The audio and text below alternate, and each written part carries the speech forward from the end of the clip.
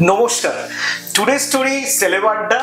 আর as usual যে মানুষটার সঙ্গে যখন আমি কথা বলি বা বলতে চাই, সে মানুষটা যখন আমার পর্দার বাইরে থেকে আমার কাছে যখন ছুটে চলে আসে আর আমি তার সঙ্গে যখন আড্ডা দিই আপনাদের জন্য, সন্দীপ দার সঙ্গে এই মানুষটি সেকেন্ড ছবিটাও হয়ে গেছে, যেটা আপনারা খুব সম্প্রতি দেখতেও পাবেন। আমি কথা বলছি অভিনেতা আয়ুষ দাসের সঙ্গে, আমাদের তপসে। এবং সবচেয়ে বড় কথা হলো নতুন বছরে নয়ন রহস্য আসছে, তো আমরা আড্ডা দিচ্ছি একদম নতুন বছরের শুরুতে। আয়ুষ, কেমন আছো? খুব ভালো আছে। সবার প্রথমে নমস্কার সকলকে, প্রথম হ্যাপি নিউ ইয়ার। কারণ এই বছর প্রথমবার দেখা হলো, তো মানে আমাদের টুডে স্টোরিজ এর থ্রু, বাট আমাদের সামনাসামনি দেখা হয়েছে। আর আশা করছি তুমি তো মানে এমনিতেই তোমাকে নিয়ে আর কোনো কিছু বলারই নেই, কারণ তুমি প্রত্যেকবারই এত সুন্দর আমার ইন্ট্রোটা দাও। এই বছরটা মানে তোমার কাছে আরেকটা ইম্পর্টেন্ট ইয়ার, বিকজ আবার সে বাবুদা মানে আমাদের সন্দীপ রায়ের নয়ন রহস্য, আর সেখানে আবার সেই তোমরা তিনজন পুরনো জুটি, সব মিলিয়ে নয়ন রহস্য নিয়ে কিরকম একটা উত্তেজনা আছে এখন? না এরকম হয়ে গেছে মানে অদ্ভুত ভাবে, আমার বরং ভালো লাগছে। লাইফের এই কোনো প্রথম পরীক্ষা যেটা দিতে আমার ভালো লাগে। তার কারণ হচ্ছে যে মানে ধরো স্কুল লাইফে তো পরীক্ষা দিয়েই এসছি, বাট ওই 23শে ডিসেম্বর করে আমাদের যাদের গভর্নমেন্ট স্কুল ছিল তাদের ওই 23শে ডিসেম্বর টাইমেই রেজাল্ট বেরোতো, তো ওই টাইমটা খুব চাপ হতো। এখনো চাপ হয়, কিন্তু এই পরীক্ষাটা আমি বেশি এনজয় করি। তো এই বছর তো আর কি 23rd-এ বেরোয়নি নয়ন রহস্য, but for the first time হয়তো ডেটের একটু চেঞ্জ হবে, কিন্তু ফেলুদা আসবে এই বছর আবার। প্রচন্ড এক্সাইটেড হয়ে রয়েছি, এবং গল্পটার মধ্যে যে একটা টুইস্ট রয়েছে, সমস্ত কিছু এতগুলো ক্যারেক্টার্স রয়েছে, তো ওই দর্শকদের একটা ওই দোটানার মধ্যে ফেলে দেওয়া সমস্ত বিষয়গুলো একটা প্রপার গল্প হিসেবে যেভাবে রয়েছে, এবং আমাদের কাজটা এত সুন্দরভাবে হয়েছে। আর এটা ফর দ্য ফার্স্ট টাইম আর কি আমাদের এই ফেলুদা শুধু সুরিন্দর ফিল্মস প্রডিউস করছে, তো সুরিন্দর ফিল্মসের প্রযোজনাতেও আর কি আমরা সবাই মিলে এত সুন্দরভাবে কাজটা করেছি। এবং আমার প্রথমবার আর কি বাইরে গিয়েও কাজ, যে চেন্নাইতে গিয়ে আমি করেছি শুট, তো পুরো বিষয়টাই খুব জমজমাট হয়েছে, মানে তোমরা দেখলে বুঝতে পারবে। তো মাঝখানে যখন শুট করতে গেছিলে, তো এরকম শোনা গিয়েছিল এবং বাবুদা হঠাৎ অসুস্থ হয়ে যায়, তারপরে আবার চেন্নাইতে ফের যেতে হয়েছিল। এই যে পুরো টিমটা নয়ন রহস্য করতে গিয়ে অফ দ্য স্ক্রিন কিরকম মজা করলে? দেখো, আগের বার ফেলুদার টাইমে যতটা মজা করেছি তার 3 গুণ মজা এখানে করেছে। মানে কিন্তু হ্যাঁ, একটা জিনিস যে এটাই আমরা খুব আর কি সময় কম পেয়েছি মানে এরকম মজা করার জন্য, কারণ আমাদের তিনজনেরই এত কিছু জায়গায় যাওয়ার বা প্রত্যেকটা হয়তো কিছুর মধ্যেই আমরা ছিলাম, তো যার জন্য এইটার মধ্যে অতটা সুযোগ হয়নি। আগেরটাই যেরকম তাও একটু ওই নিশিক বাবু ওদের সুযোগ ছিল, তো বাট এইবারটা অতটা ফাঁকা পাইনি আমরা। বাট তিনজনের ওই জুটিটা তো দর্শক আগের বারও দেখেছে, আর এইবারও আশা করছি দেখতে পাবে, যে আরো জমজমাট অফ স্ক্রিন হওয়ার জন্য অন স্ক্রিনে হয়তো ভালো আরো জুটিটা ফুটে উঠবে। আর ওই বাবু আঙ্কেলের শরীর খারাপের কথাটা বললে, এটাই আমি একটা কথাই বলবো, যে বাবু আঙ্কেলের শরীর খারাপ ডেফিনেটলি হয়েছিল, তো আমরা প্রথমে একটু চাপ খেয়েছিলাম যে এই বাবা ফেলুদাটা করতে আসলাম, বাইরে এসে শরীর খারাপ হলো, এটা একটু চাপের। তো ফিরে যাওয়ার জন্য কারোর মন খারাপ হচ্ছিল না, বাবু আঙ্কেলের শরীর খারাপের জন্য বেশি মন খারাপ হচ্ছিল।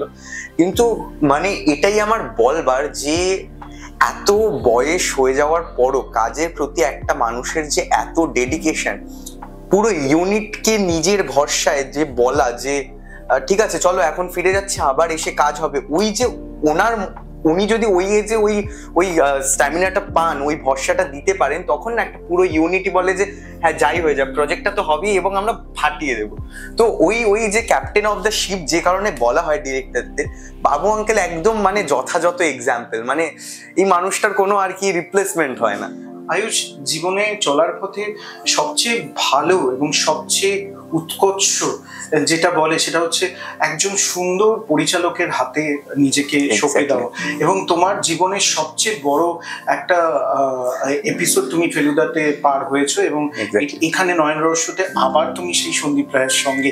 তো ভগবানের কাছে বোধহয় আমি জানি না আয়ুষ পুণ্য বা পুণ্যি যে ব্যাপারটা বলে আয়ুষ করেছে, যে পরিচালকের সঙ্গে কাজ করার মানুষের ড্রিম থাকে, স্বপ্ন থাকে, সেটা কিন্তু অলরেডি আয়ুষ পূর্ণতা পাচ্ছে এবং আবার আয়ুষকে সবাই ভালোবেসে একসেপ্টও করবে, কেননা আগের ফেলুদা সিরিজটা ছিল সেখানে কিন্তু মারাত্মকভাবে আয়ুষের অ্যাক্টিংকে স্বয়ং সন্দীপ রায় প্রশংসা করেছে। ওপারে আমাদের শ্রদ্ধেয় সন্দীপ রায় রয়েছেন, আমি বলবো দাদা তোমার জন্য অনেক অনেক শুভেচ্ছা। সন্দীপ রায় অ্যাজ এ ডিরেক্টর এবং যখন তোমার সঙ্গে আলোচনা করছে স্ক্রিপ্ট নিয়ে, বা সন্দীপ রায় যখন স্ক্রিপ্টের বাইরে, এই তিনটেকে যখন তুমি একসঙ্গে দেখো বা একটা মানুষকে তিনটে রূপে দেখো, কিরকম লাগে? দেখো, মানুষটা না খুব খুব মানে নিজের মনের মধ্যে যতই চিন্তা থাকুক না কেন, এটা খুব একটা অন্যের উপর প্রকাশই করে না। সন্দীপ রায় অ্যাজ এ ডিরেক্টর এবং যখন তোমার সঙ্গে আলোচনা করছে স্ক্রিপ্ট নিয়ে, বা সন্দীপ রায় যখন স্ক্রিপ্টের বাইরে, এই তিনটেকে যখন তুমি একসঙ্গে দেখো বা একটা মানুষকে তিনটে রূপে দেখো, কিরকম লাগে? দেখো, মানুষটা না খুব খুব মানে নিজের মনের মধ্যে যতই চিন্তা থাকুক না কেন, এটা খুব একটা অন্যের উপর প্রকাশই করে না। মানে এটা বেসিক্যালি একদম পুরোনো টাইমের সিনেমাতে এরকম হতো যে মানে অ্যাকচুয়ালি ক্যামেরার পেছনে যারা রয়েছে তাদের চাপ নেওয়ার দায়িত্ব ছিল যে এইটা আমরা কি করে কি করব, কি হবে না হবে। এবার এখন একটা এমন জায়গায় চলে গেছে আমাদের রাশ জীবনের মধ্যে যে আর্টিস্টরাও তার মধ্যে বুঝতে পারে, আচ্ছা ও এটা এখনো হয়নি, এটা হয়নি, আচ্ছা কিভাবে হবে কি হবে। কিন্তু বাবু আঙ্কেল এমন একটা মানুষ না যে অ্যাকচুয়ালি ওটা বুঝতে দেয় না। আমরা নিজে থেকে প্রেডিক্ট করি কিন্তু হয়তো যে ও আচ্ছা আচ্ছা এখানটা কি তাহলে ওখানটা বাকি রয়েছে, আমাদের ডাউটও হয়, মানে আমরা শিওর হতে পারি না। ওই মানুষটা যতই চাপ হয়ে যাক না কেন সেটা নিজের মনের মধ্যে রেখে দেবেন এবং নিজের টিমের সঙ্গে আলোচনা করবেন যে এটা আমি কিভাবে করব, বা এরপর এইটা যাচ্ছে ওরপর ওটা যাচ্ছে। কিন্তু পুরো যে ইউনিটের মধ্যে অ্যাক্টার সেকশনটা রয়েছে, অ্যাক্টার্সদের উনি কোনো চাপ দেন না। মানে তোমার কাজ, তুমি আসো, তুমি আরামসে থাকো রুমের মধ্যে, স্ক্রিপ্ট পড়ো, নিজেদের মধ্যে গল্প গুজব করো, শর্টে আসো, শর্ট দাও। মানে আর্টিস্টদের যতটা কমফর্ট জোন দেওয়া পসিবল হয় বাবু আঙ্কেলের সাথে কাজ করলে সেই কমফর্ট জোনটা পাওয়া যায়। যেটা মেনলি মানুষের মনের মধ্যে সবসময় একটা মানুষ গেঁথে আছে, সেটা হচ্ছে যখন প্রথম সৌমিত্র চট্টোপাধ্যায় ফেলুদার ভূমিকায় ছিল, তার সঙ্গে তপসী, সেই তপসী এখনো মানুষের হৃদয়ের মধ্যে ঢুকে আছে। পরবর্তী ক্ষেত্রে তপসী পরিবর্তন হয়েছে, এখন আমার পাশে বসে আছে নতুন তপসী।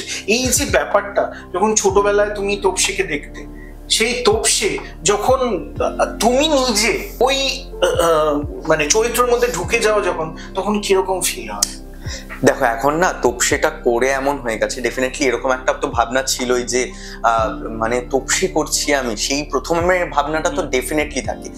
এখন হত্যাপুরি করার পর এরকম হয়ে গেছে, সেটা ধরো কথার কথা আমি ফেলুদারও বই পড়ছি, আমি নতুন কোনো গল্প পড়ছি, ধরো কোনোটা পড়া হয়নি বা এরকম কোনো গল্প ভুলে গেছি, অল্প অল্প মনে আছে, আবার পড়ছি। তো সেই টাইমে যখন এখন পড়ি আমি, সেই টাইমে আমি যেখানে লেখা থাকে না তপসী এখন ফেলুদার দিকে তাকালো, তো আমি না ইমাজিন করে নিই যে আমি ইন্দ্রনীলদার দিকে তাকালাম। যে যেরকম এই হ্যাপি নিউ ইয়ারের টাইমে আমরা 1 জানুয়ারি ইন্দ্রদাও আমাকে উইশ করেছে হ্যাপি নিউ ইয়ার তপসী বলে, আমিও উইশ করেছি কিন্তু হ্যাপি নিউ ইয়ার ফেলুদা বলে। তো হ্যাঁ, তো বিষয়টা না ওরকম হয়ে গেছে।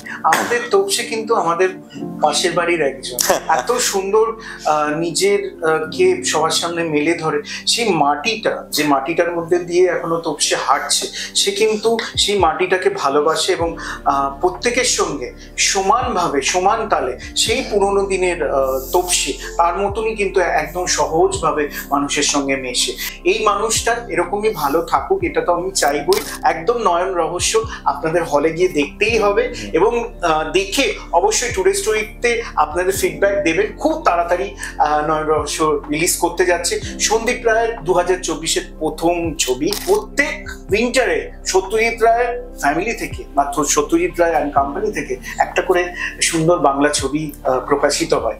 এইবারে একটু দেরি হচ্ছে, বাট 2024-এ একদম প্রথমেই কিন্তু ছবিটা আসছে। আর আয়ুষ, তোমার ফ্যান, তোমাকে যারা ভীষণ ভালোবাসে, তাদের উদ্দেশ্যে কি বলবে? তোমাদের সকলের উদ্দেশ্যে একটাই কথা যে নয়ন রহস্য আবার আসছে, আবার ফেলুদা আসছে। তো তোমরা আমাকে আগের বার যতটা ভালোবাসা দিয়েছিলে, কিছু মানুষের হয়তো পছন্দ হয়নি, অনেকটা মানুষের আবার হয়তো হয়েছে। তো তোমাদের কাছে এটাই রিকোয়েস্ট যে নয়ন রহস্যটাও তোমরা দেখো। আমি চেষ্টা করেছি তোমাদের যাদের মনে হয়েছে যে তপসীর আরো ইমপ্রুভ করা দরকার, তো আমি চেষ্টা করেছি নিজের সবটা দিয়ে আরো ইমপ্রুভ করার। আশীর্বাদ করতে থেকো যাতে আরো ভালো ভালো কাজ ভবিষ্যতে, আমার যে ভুলগুলো তোমরা ডেফিনেটলি আমাকে জানিও, আমি চেষ্টা করব ভবিষ্যতে সেইগুলো শুধরে আরো ভালো ভালো চরিত্রে তোমাদের সামনে নিজেকে তুলে ধরার। Thank you. এরকমই ভাবে আমাদের তপসী, আমাদের আয়ুষ দাস এরকম ভাবেই সবার সামনে থাকুক ভালোবেসে, আর এই আশীর্বাদ ভালোবাসা আপনাদের তরফ থেকে বরাবর ওর জন্য থাকুক, যাতে 2024টা যখন ও ক্যালকুলেশন করতে বসে আগামী মানে গত 2 বছরকে কিন্তু ছাপিয়ে যাক নরেন্দ্র। একদম। তাহলে 2024-এর ডিসেম্বরে আমি আজকে কথা দিচ্ছি এই টুডে স্টোরিজ এর থেকে আমি আরেকটা ইন্টারভিউ দেব, এবং তোমাদের সাপোর্ট ভালোবাসার জন্য যেন আমি জমজমাট ভাবে ইন্টারভিউটা দিতে পারি, এবং বিপ্লব দা যাতে ভাবে যে কোন সিনেমা কোন কাজ নিয়ে আমাকে প্রশ্ন করবে, এরকম কনফিউজ হয়ে যায়। অবশ্যই এটা চাই আমি, কেননা একাধিক কাজের মধ্যে যে মানুষটা ডুবে থাকুক এবং সিরিয়াল, সিনেমা, ওয়েব সিরিজ সবের মধ্যে থাকুক এবং খুব ভালোবেসে থাকুক, এবং আমাদের সবার প্রিয়, সবার ছোট্ট অভিনেতা এখন অনেক ফ্লারিশ করেছে। ভগবানের আশীর্বাদে আগামীতে আবার দেখা হচ্ছে ওর সাথে নতুন ভাবে, আবার সেই কাজটা নয়ন রহস্য এবং আপনাদের ভালোবাসা। ভালো থাকবেন, সুস্থ থাকবেন, দেখতে থাকুন টুডে স্টোরি। নমস্কার।